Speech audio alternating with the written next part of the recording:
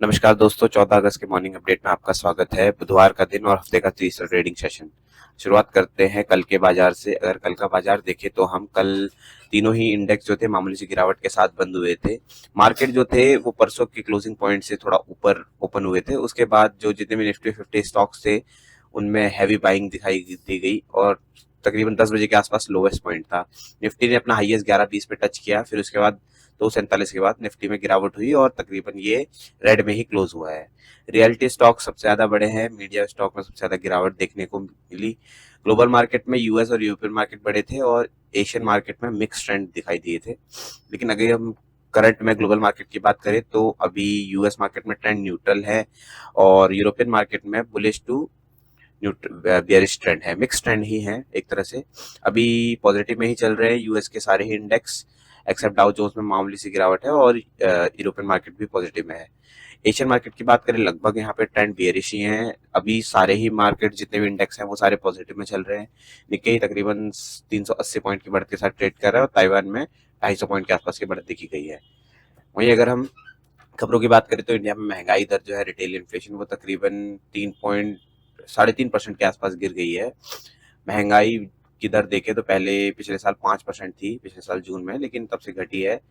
सब्जियों के और फलों के और मसालों के दाम में एक अच्छा खासा डिक्लाइन देखने को मिला है। इंडिया का इंडस्ट्रियल आउटपुट भी बढ़ा है जो इकोनॉमी के लिए बहुत अच्छी बात है, तकरीबन 4.2% बढ़ा है। मंथली एसआईपी कंट्रीब्यूशन की बात करें तो ऑल टाइम हाई पे है, 23,332 करोड़ पे। और कैबिनेट कमेटी ने क्या है, रेलवे के 8 न्यू प्रोजेक्ट के लिए अप्रूवल दिया है, तो आप रेलवे स्टॉक, आरवीएनएल, आईआरएफसी, इन सब में आप नजर बनाए रख सकते हैं बिकॉज तेजी आने के चांसेस है। अच्छा खासा पॉजिटिव न्यूज है। फाइनेंशियल इंडस्ट्री की बात करें तो इन्होंने सबसे ज्यादा हाईएस्ट अमाउंट अभी रेज किया है इस सेक्टर में। उसके बाद कैपिटल गुड सेक्टर ने और फिर उसके बाद हेल्थ केयर सेक्टर ने जो है फंड रेज किया है। सरस्वती आईपीओ तकरीबन 4.5% सब्सक्राइब हुआ है, रिटेल सब्सक्रिप्शन 5.5% है। ये 14 अगस्त तक ओपन है, अगर आपको इसमें इंटरेस्ट हो तो आप इसे ले सकते हैं। वहीं आईआरएफसी की बात करें, इनका नेट प्रॉफिट है एक 1.5% बढ़ा है। वोडाफोन का प्रॉफिट जो है गिरा है तकरीबन 17%। बजाज फिनसर्व को 342 करोड़ का नोटिस मिला है जीएसटी का कोची अथॉरिटी से। गोदरेज प्रॉपर्टी की बात करें तो 90 एकड़ की लैंड एक्वायर किया महाराष्ट्र में रेजिडेंशियल हाउसिंग के लिए। एनबीसीसी को 710 करोड़ का ऑर्डर मिला है झांसी डेवलपमेंट अथॉरिटी से, तो एनबीसीसी के स्टॉक में हलचल आपको दिखाई देने को मिल सकती है। हुडको का क्वार्टरली प्रॉफिट जो है बड़ा है 25%। वोल्टास का क्वार्टरली प्रॉफिट तकरीबन 150% बढ़ा, तो स्टॉक में तेजी आने के चांसेस है। अगर स्टॉक बने जिनमें सबसे ज्यादा हाईएस्ट ओपन इंटरेस्ट देखा गया है वो है जीटेल इंफ्रा, आइडिया, ओला इलेक्ट्रिक, यस बैंक और सुजलॉन। आप इन स्टॉक में नजर बनाए रख सकते हैं बिकॉज मूवमेंट आने के काफी ज्यादा चांसेस है। अगर हम निफ्टी के ऑप्शन चेन डेटा की बात करें तो निफ्टी करंटली 24,139 पे अभी ट्रेड कर रहा है। इसका पहला रेजिस्टेंस 24,293 है और पहला सपोर्ट 24,050 है।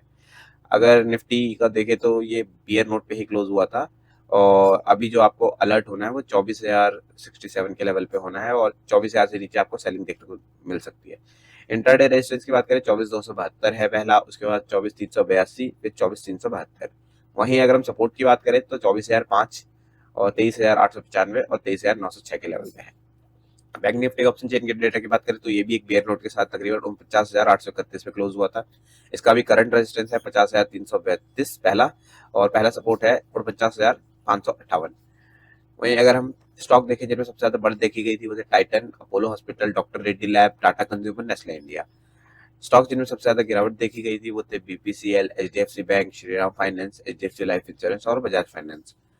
स्टॉक्स की बात करें जिनमें सबसे ज्यादा वॉल्यूम देखा गया था तो वो थे Tata steel, ONGC, HDFC bank, state bank of India और आईसीआईसीआई बैंक। वहीं इंडिया विक्स देखे तो इसमें मामूली सी बढ़त हुई है 1.5% की और अभी ये थोड़ा सा अनस्टेबल है, 15 तक स्टेबल माना जाता है, तो मूवमेंट आपको देखने को मिलेगी।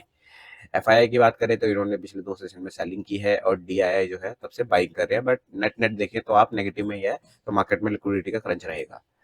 सरस्वती आईपीओ का जो है आज लास्ट डे है, तो अगर आप अप्लाई करना चाहें तो अप्लाई कर सकते हैं। धन्यवाद।